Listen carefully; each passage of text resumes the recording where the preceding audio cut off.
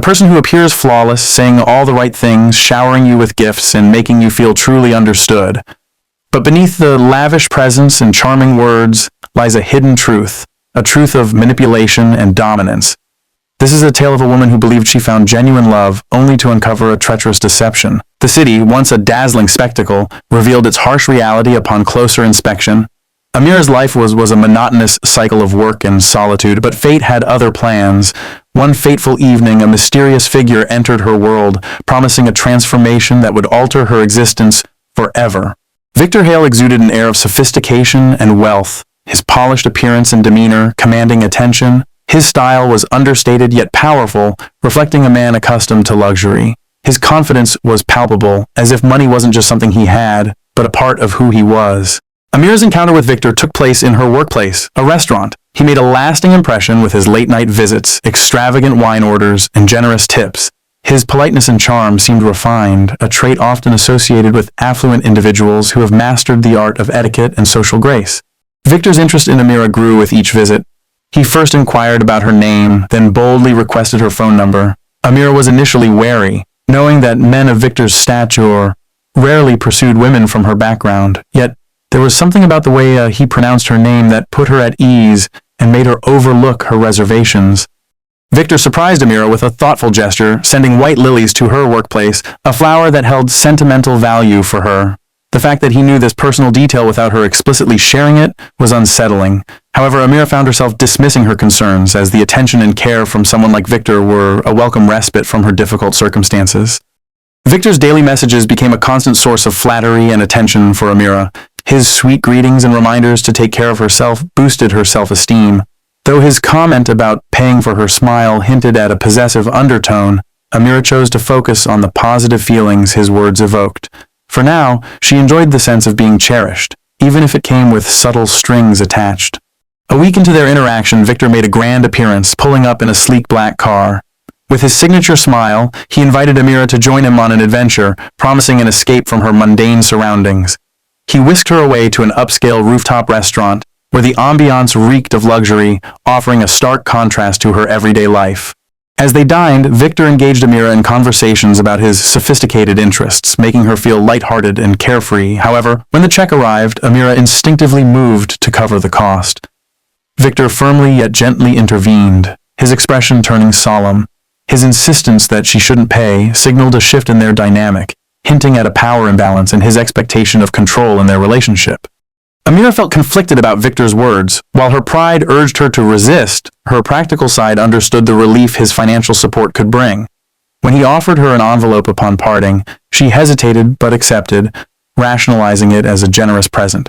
Little did she know this gesture would mark the beginning of a complicated web of dependence and obligation. Victor's envelope contained the precise sum Amira needed to settle her rent, leaving her both amazed and uneasy. She chose not to pry into how he acquired such personal information. As their unofficial arrangement progressed, Victor showered her with extravagant experiences, attributing his generosity to her trusting nature and belief in goodness. His response, though flattering, obscured the true motives behind his actions. Victor's persuasive words made Amira question her doubts, and she found herself embracing the luxurious life he provided. As time passed, her circumstances drastically improved, and she basked in the admiration of others. Though gossip surrounded her newfound success, Amira remained indifferent, savoring the joy and fulfillment she hadn't known in a long time. But beneath the surface, a nagging sense of dependency lingered. Amira's dreamlike existence was occasionally disrupted by unsettling moments. Victor's possessive texts, scrutinizing her interactions and questioning her privacy, began to unsettle her. Initially, she dismissed these behaviors as signs of affection, even accepting lavish gifts as reassurance. But as these incidents continued, she couldn't shake the feeling that his love came with a steep price. Victor's gifts became increasingly extravagant, but they also felt suffocating, as if each present was a reminder of his control. His apologies and smiles now seemed tinged with an ominous undertone. When Amira attempted to prioritize her job, Victor interfered, showing up unexpectedly and manipulating her work schedule. His actions, though presented as caring, crossed boundaries and stripped her of autonomy. Amira's initial reaction was admiration for Victor's bold gesture, interpreting it as a sign of deep concern. She failed to see the red flag waving in front of her, the word control lingering in the shadows. At this point, She was blinded by the novelty of someone prioritizing her, unaware that his actions were actually a form of manipulation. Victor presented Amira with a luxurious apartment, framed as a thoughtful surprise. Overwhelmed by the opulence, she felt gratitude and a sense of security. However, Victor's response to her thanks was chilling. His insistence that she stay in the apartment, coupled with his disparaging remark about her old home, hinted at an ulterior motive, keeping her in a place where he could more easily monitor and influence her life. The apartment, once a symbol of Victor's generosity, now revealed its true nature. Amira discovered she had no legal claim to the residence, and all services were linked to Victor. Her neighbors even assumed they were a married couple, highlighting how deeply entangled her life had become with his. What initially seemed like protection now felt like entrapment, stripping Amira of her independence. Amira began to experience strange occurrences, technological glitches, and unexplained changes to her online presence. Victor's behavior towards her friends grew increasingly possessive, discouraging her from nurturing those relationships. He justified his actions by portraying her friends as opportunistic, further isolating Amira and tightening his grip on her life. Victor's manipulation reached a new level with the locket, a seemingly romantic gift that actually symbolized his invasion of Amira's privacy. The photo of her asleep, taken without her knowledge, sent a chilling message. He was always watching, even in her most vulnerable moments.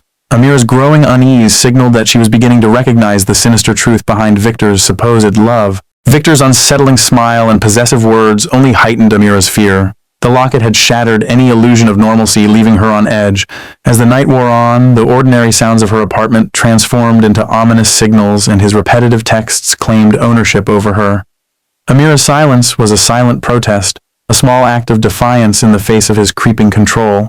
Victor's casual demeanor and thoughtful gestures the next morning belied the unease Amira felt. His dismissal of her concerns about the photo, attributing her reaction to hypersensitivity, was a tactic to downplay his invasive behavior. By trivializing her feelings, he aimed to maintain his power and keep Amira questioning her own perceptions.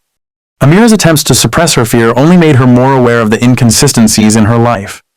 Financial discrepancies and mysterious digital files pointed to Victor's meddling, suggesting he treated her as an asset rather than a person. These discoveries eroded her trust and amplified her anxiety. This moment was a turning point for Amira. Seeing her personal information cataloged like an object with that chilling confirmation of control was a wake-up call. It forced her to acknowledge that her life had been orchestrated by Victor and that she was no longer in control. The illusion of love and care crumbled, revealing a disturbing reality. Amira realized that Victor's generosity was actually a form of entrapment, binding her to him through material possessions and dependency. The message on her phone, seemingly from Victor, sent chills down her spine. It showed his omniscient control and ability to monitor her actions, even when she tried to keep them private. This terrifying moment left Amira feeling helpless and trapped. Victor's true nature was laid bare in this confrontation. By disabling Amira's access to the elevator and speaking in a deceptively serene tone, he asserted his dominance. His words, once soothing, now rang hollow, revealing a sinister intent to confine and dictate her life. Amira finally grasped that his charm was a facade for a controlling mindset that refused to let her be free. In that moment, Amira saw through the illusion. Victor hadn't rescued her, he'd merely exchanged one prison for another, disguising it as luxury. The cost of his opulent gifts and seemingly perfect life wasn't monetary, it was her autonomy. Standing in the lavish apartment, she felt the weight of her captivity, and her heart raced with the knowledge that true freedom was priceless. Amira played along, maintaining a facade of normalcy to avoid arousing Victor's suspicion, but beneath her outward compliance, she was consumed by anxiety. She felt constantly watched, as if Victor had eyes everywhere, even in the mirrors. Each action became a performance, a desperate attempt to buy time while she secretly plotted her escape from his suffocating surveillance. Amira knew that seeking help wouldn't be straightforward. Her luxurious lifestyle, funded by Victor, would likely lead people to doubt her claims of abuse. Society often judges victims based on appearances, and Amira feared being labeled as greedy or manipulative if she spoke out. This societal stigma silenced her, leaving her feeling isolated and unsure of how to escape. Amira's survival instincts kicked in as she continued her charade. By day, she was Victor's obedient partner, but by night she turned into a strategist. She studied escape routes, pretended ignorance of potential surveillance, and meticulously devised a plan to break free. Her resilience and determination grew stronger with each passing moment, fueling her quest for liberation. Amira cleverly used her friend Kayla's phone to gather evidence of Victor's coercive behavior. By recording his menacing yet sweet-toned messages, she created a digital paper trail that could potentially serve as proof in her favor. This covert action was a crucial step towards building a case against him and validating her experiences to others. Amira attempted to subtly prepare for her escape by hiding messages and sending cryptic emails, hoping someone might uncover them if needed. However, Victor's vigilance proved relentless. Just as she was about to make her move, he caught wind of her plan through some unseen means, sending a chilling message that made her realize he was watching her every step. Amira's heart sank as she grasped the extent of Victor's surveillance. His unexpected knowledge of her escape plan and the command to meet him sent her into a panic. The ordinary sounds around her now felt amplified and ominous, heightening her fear. With no choice but to comply, she reluctantly made her way downstairs, unsure of what awaited her. Amira's fear was palpable as she weighed her options. She considered fleeing via the fire escape, but the certainty of Victor's pursuit stayed her hand. Resigned, she stepped out into the unknown, her heart racing like a drum in her chest. Each step felt heavy with foreboding, as if she was walking towards her fate, unsure whether it would be freedom or further entrapment. Victor's composed demeanor and the familiar bouquet of lilies created a disconcerting contrast with Amira's turmoil. His question, laced with feigned innocence, sought to manipulate her perception. By reminding her of his past gestures, he aimed to distort her memory of his true nature, making her doubt her own judgment and the danger she was in. Victor's calmness turned menacing as he accused Amira of betrayal, his words cutting through her silence. His gesture to quiet her was a stark reminder of his authority. By framing his control as protection, Victor twisted reality, portraying himself as her guardian rather than her captor. This psychological manipulation sought to confuse Amira and justify his oppressive behavior. The wilted lilies symbolized the decay of Victor's affection, revealing the true nature of his obsession. Amira's revulsion at his twisted love was palpable, but Victor remained unfazed. His notion of love was possessive and unyielding, a dangerous fixation that refused to relinquish its grip. This chilling exchange highlighted the distorted dynamics of their relationship. Victor's abrupt departure left Amira in a state of heightened anxiety, her senses heightened as she anticipated his return. The long, sleepless night became a catalyst for change. As fear gave way to resolve, Amira reached a turning point. She vowed to no longer be controlled by Victor's terrorizing presence. Her determination marked the beginning of her fight for freedom and self-empowerment. Amira sought help from Clara, a trusted ally outside Victor's circle. By confiding in her and sharing the full extent of her ordeal, Amira found an ally who believed her and was ready to assist. Clara's immediate support gave Amira the courage and practical help she needed to devise an escape plan, offering a glimmer of hope in her desperate situation. Amira and Clara's plan seemed foolproof, relying on Victor's blind spot in the building's security, but fate had other plans. As Amira made her move, she was met with a horrifying sight. Victor waiting for her, anticipating her escape. His presence shattered her confidence, leaving her to face the terrifying reality that he might always be one step ahead. Victor's calm demeanor cracked as he physically restrained Amira, his composure giving way to desperation. Amira's adrenaline kicked in, fueling her desperate struggle for freedom. Their confrontation escalated into a fierce battle of wills, with Amira's cries for release echoing through the night. In this intense moment, her determination to escape clashed with Victor's frantic attempts to hold on. Victor's possessiveness boiled over, revealing a darker side as he asserted ownership over Amira. Just as violence seemed imminent, Clara's timely intervention with her car headlights distracted Victor, creating an opportunity for escape. Amira seized the moment, fighting free and racing to Clara's car. As they sped away, the screeching tires symbolized Amira's frantic bid for liberty, leaving Victor and his suffocating control behind. Victor's parting threat hung in the air, but Amira refused to let it haunt her. Instead, she embraced the liberating sensation of fleeing his grasp. As the cityscape rushed by, Amira rediscovered a feeling she believed was irretrievable. Freedom.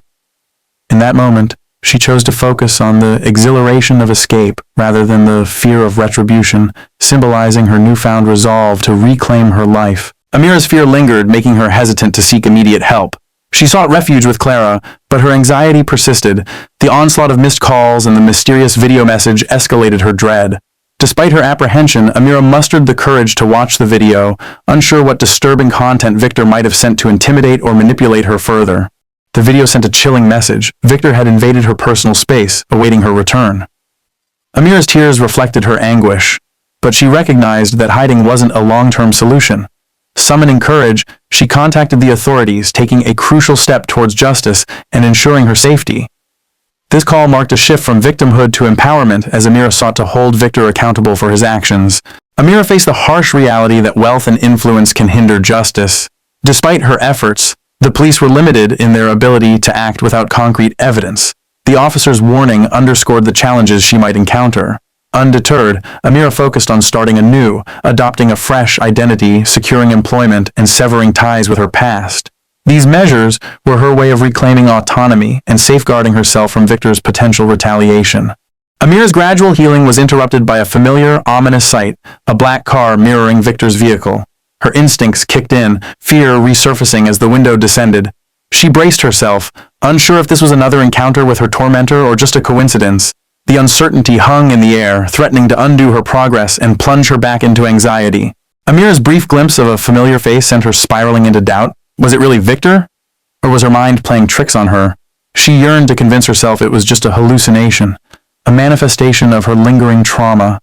But deep down, a nagging sense warned her that Victor's presence still loomed, awaiting his next move.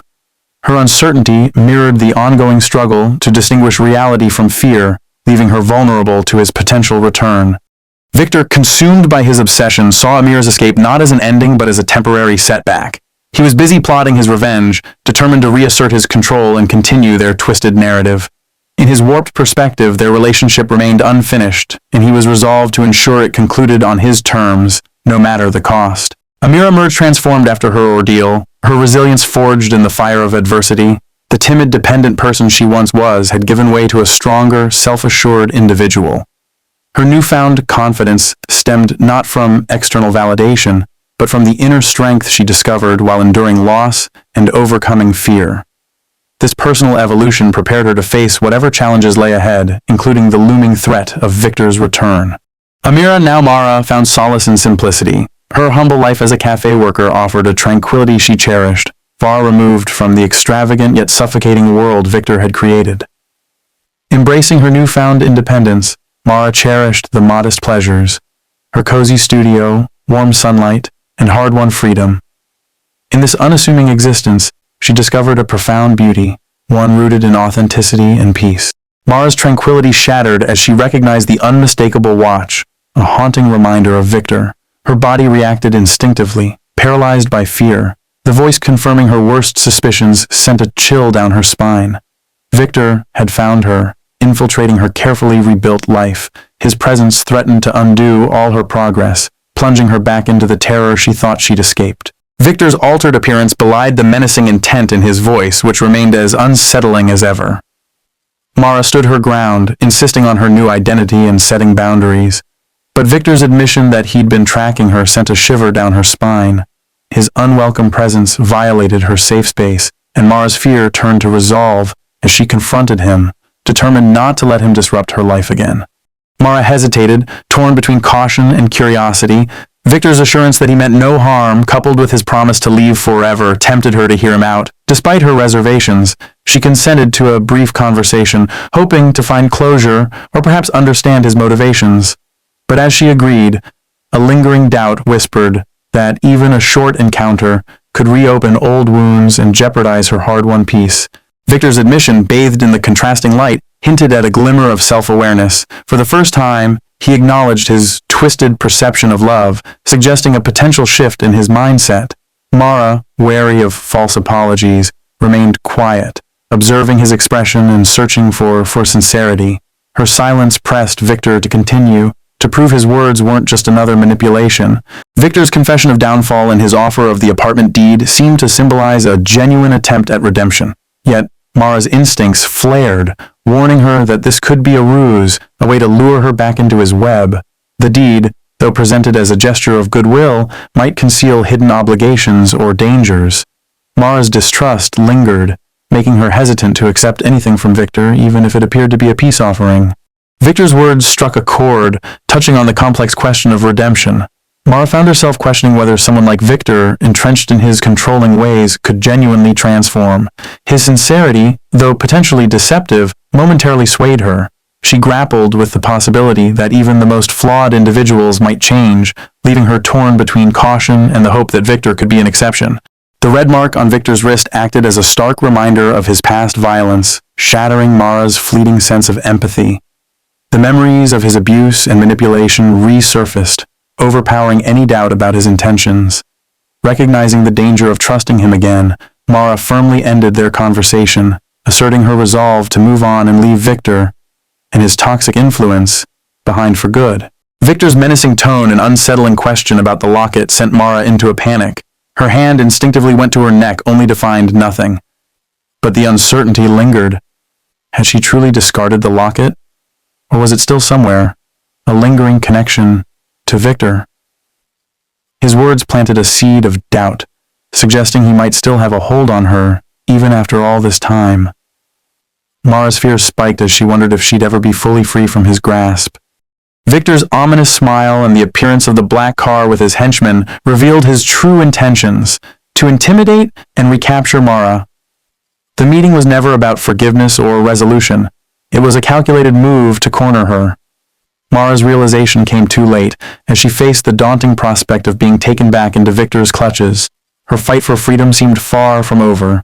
Mara's desperate bid for escape led her through the chaotic streets, dodging traffic and pursuers. Victor's men closed in, their urgency echoing in the city sounds. Mara's adrenaline surged as she pushed her body to its limits, her breath ragged and her heart pounding in her chest. Each narrow escape and quick decision kept her ahead, but she knew she couldn't outrun them forever. Time was running out. Mara reached the rooftop, momentarily safe but surrounded by the relentless city noise. Victor's pursuit had transformed him, his polished appearance now disheveled, his eyes reflecting a frantic desperation. His plea to stop running seemed hollow, contradicted by the chaos he'd unleashed. Mara stood at the edge of the rooftop, the city below a reminder of her vulnerability and the long way she still had to fall if Victor caught her. The rooftop confrontation laid bare the tragic truth of Victor and Mara's relationship. His admission that his love was rooted in obsession, not genuine care, underscored the destructive dynamic they shared. Mara, perilously close to the edge, symbolized her precarious position, physically and emotionally. The silence between them was a poignant acknowledgement of the damage done, two individuals bound by a toxic misunderstanding of love. In a shocking turn of events, Victor's instinctive attempt to save Mara led to his own downfall. As they both struggled to maintain balance, his apology hung in the air, a fleeting moment of remorse. But it was too late. Victor's footing failed and he plummeted from the rooftop, leaving Mara clinging to the railing, stunned and shaken. The man who once held such power over her was now gone, a tragic figure consumed by his own obsession. Mara stood in stunned silence, her hands still outstretched as if trying to grasp what was lost. The city's cacophony returned, punctuated by sirens, but she remained immobile, her gaze fixed on the void left by Victor's fall. Her whispered words echoed her relief and resignation. It was indeed over. No more fear, no more pursuit, just an unsettling stillness. Mara's lack of tears or movement suggested a numbness, a need to process the abrupt end to a chapter that had defined her life for so long. The discovery of Victor's journals painted a haunting portrait of his obsession. Among the pages, one entry stood out, a final confession, penned just before their last encounter. It revealed a man torn between his destructive love and a glimmer of self-awareness, perhaps even remorse. The words might have offered Mara some closure, a glimpse into the mind of the man who both captivated and terrorized her, and the tragic realization that his fixation ultimately led to his demise. Amira's decision to destroy Victor's journal entry symbolized her determination to break free from his shadow. By choosing not to dwell on his words, she focused on rebuilding her life. The bakery she opened became a sanctuary, a place where warmth, sweetness, and independence filled her days. Each sunrise served as a reminder of her resilience and the vow she made to herself, to never again surrender her freedom to anyone or anything. In this quiet, fragrant space, Amira finally found peace and ownership of her life, her heart, and her future. Even in her newfound tranquility, remnants of fear lingered within Amira. The late-night doorbell, once a harmless sound, now carried a haunting echo of her past. It reminded her that some scars never fully heal, and the ghosts of toxic relationships can linger, hidden in the recesses of the heart. These moments served as a bittersweet reminder of her journey, a testament to the enduring impact of love turned dangerous and the ongoing battle to distinguish genuine connection from harmful obsession. Amira's silence was a shield, protecting her from the misunderstandings and judgments of others. The complexity of her experience, love intertwined with manipulation and terror, was difficult to articulate, even to those who cared. Society's tendency to oversimplify or sensationalize such stories left her hesitant to share. While some might label her fortunate or attention-seeking, only Amira could truly grasp the suffocating nature of a love that had threatened to destroy her. Her quiet endurance spoke volumes about the private, unspoken struggles of surviving an abusive relationship. Amira's newfound invisibility was no longer a prison but a sanctuary. She embraced the calmness of her life, free from the constant anxiety and surveillance she once endured. Her days unfolded without the oppressive weight of another's temper or scrutiny. In her peaceful home, every breath felt lighter, as if the very environment supported her quest for serenity. This tranquility wasn't just external, it was a reflection of her inner healing, a testament to reclaiming her life on her own terms. Amira's dreams occasionally revisited the illusion of Victor's charm, momentarily blurring the lines between reality and fantasy. These fleeting moments of nostalgia threatened to obscure the truth, that his love was a facade, a cleverly masked form of control. Upon waking, she grounded herself by acknowledging the deception. She recognized that the allure of his affection had been a dangerous snare, camouflaging manipulation beneath a sweet, enticing surface. This self-awareness fortified her resolve, ensuring she wouldn't fall prey to similar illusions in the future. Amira's return to writing became a therapeutic journey, a way to reconnect with her true self. Her words weren't for others, but for her own healing and self-discovery. The profound entry she penned encapsulated her understanding of recovery. It wasn't about erasing the past, but reclaiming her identity and rejecting the harmful beliefs Victor had instilled in her. This mantra reminded her that her worth wasn't defined by his actions, and that she was always deserving of love, even before she knew it. Amira channeled her experience into supporting others, finding solace and purpose in guiding women through similar struggles. Her empathy and first-hand knowledge allowed her to connect deeply with those seeking refuge. By sharing her own story, she helped dispel the dangerous myth that abusers are always cruel, reminding survivors that charm and kindness can be weapons too. In these moments of connection, Amira not only empowered others, but also continued her own journey of healing, transforming pain into strength and solidarity. The mysterious package initially stirred unease in Amira, reminiscent of past manipulations. But Clara's thoughtful note and the unadorned gold chain offered a comforting contrast. This gift, free from the shadows of her history, symbolized a fresh start. Clara's gesture reminded Amira that not all connections were tainted and that genuine care could still exist. The simple chain became a symbol of hope and friendship, easing her fears and bringing a long-overdue smile to her face. Amira's bakery transformed into more than a place of business. It was a haven where warmth and kindness thrived. The gentle chain around her neck mirrored the serenity she cultivated, a subtle reminder that beauty and safety could coexist. Without needing to divulge her past, Amira's presence alone conveyed resilience and compassion. Her peaceful demeanor became a beacon, drawing people in and offering comfort through shared moments and understanding glances. In this space, her healing transcended words, speaking volumes to those who entered. Amira grappled with the ambiguity of Victor's feelings, acknowledging that love and obsession can stem from similar roots but diverge in their expression. While she might never fully understand his motivations, she recognized that empathy, or the lack thereof, could distinguish genuine love from possessiveness. By choosing pity over hatred, Amira freed herself from the emotional tether that once bound her to Victor. Her compassion for his misguided understanding of love and power signified her growth, transforming bitterness into a profound, liberating wisdom. Amira's contemplation of others like Victor reflected her newfound empathy and awareness. She hoped for their redemption, wishing they could mend their own wounds without harming others. As time went by, her own transformation flourished, her hair symbolizing growth, her laughter echoing joy. The city, once a prison, now became a vibrant backdrop for her life. Though she never revisited the rooftop, her dreams of standing there unafraid symbolized her inner triumph, a testament to the strength she'd cultivated in overcoming fear and embracing her newfound freedom. In Amira's imagined scenario, she confronts her past with a powerful declaration of resilience. Her words to Victor, whether heard or not, underscored the invaluable lesson she gleaned from their tumultuous relationship. Genuine love liberates, it doesn't constrain. This realization became her guiding principle, distinguishing healthy love from toxic manipulation.